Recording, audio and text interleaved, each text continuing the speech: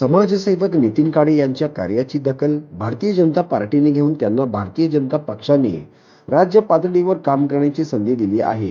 Bharatiya Janata party पश्चिम महाराष्ट्र प्रदेश उपाध्यक्ष भटक्या विमुक्त आघाडीपती नितीन काळे यांची वर्णी लागली आहे. त्यांना पश्चिम महाराष्ट्र राज्य प्रदेश उपाध्यक्षपदी भटक्या विमुक्त आघाडीपदी नुकतीच त्यांची निवड भाजपा प्रदेश कार्यालयात करण्यात आली आहे. समाजसेवक नितीन काळे हे अनेक वर्षापासून समाजामध्ये काम करत आहेत. त्यांनी खूप खडतर परिस्थितीत आपल्या कार्याचा ठसा संपूर्ण महाराष्ट्रात उमटविला आहे. त्यांनी अनेक संघटनेत देखील काम केले आहे. एक आक्रमक चेहरा म्हणून नितीन काळे यांच्याकडे पाहिले जाते.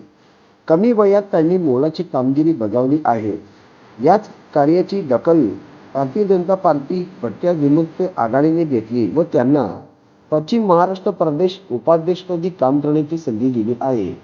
ही निवड भारतीय जनता पार्टी भटक्या विमुक्त आघाडीचे महाराष्ट्र राज्य अध्यक्ष माननीय आमदार श्री नरेंद्रजी पवार साहेब, प्रभारी संजयजी केणेकर साहेब, माननीय चोरमले साहेब, माननीय श्री पश्चिम महाराष्ट्र प्रदेश अध्यक्ष वनवे साहेब व भाजपा प्रवक्ते श्री गणेशदादा हाके साहेब, महिला अध्यक्षा उज्ज्वलाताई हाके मॅडम, विदर्भ अध्यक्ष पंकज भिवटे यांच्या हस्ते निवडीचे पत्र देण्यात आले. नितीन काळे हे 24 तास समाजामध्ये काम करत असल्याने व त्यांची काम करण्याची पद्धत पाहून त्यांना ही संधी देण्यात आली आहे. नितीन काळे हे भाजपा प्रदेश अध्यक्ष माननीय श्री चंद्रशेखर बावनकुळे साहेब यांचे निकटवर्तीय म्हणून त्यांची सोलापूर जिल्ह्यात ओळख आहे.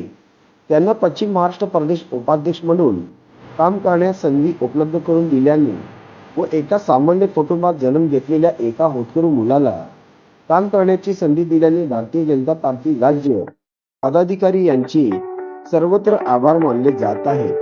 नितीन काळे यांनी असे सांगितले की मला खूप कमी वयात पश्चिम महाराष्ट्र प्रदेशावर भाजप या पक्षाने काम करण्याची संधी दिल्याने या संधीचे सोने करून गोरगरीब जनतेला न्याय मिळवून देण्यासाठी अहोरात्र प्रयत्न करेल व येणाऱ्या काळात भाजप पक्षाने कार्य व भटक्या विमुक्त आघाडीचे कार्य माननीय श्री आमदार नरेंद्रजी पवार साहेब यांच्या मार्गदर्शनाखाली घराघरापर्यंत पोहोचण्याचे काम मी करेल, असे नितीन काळे यांनी सांगितले.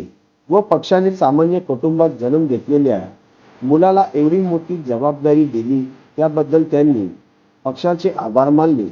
नितीन काळे यांच्या निवडीबद्दल सर्वत्र कौतुक होत असून शुभेच्छांचा वर्षाव होत आहे.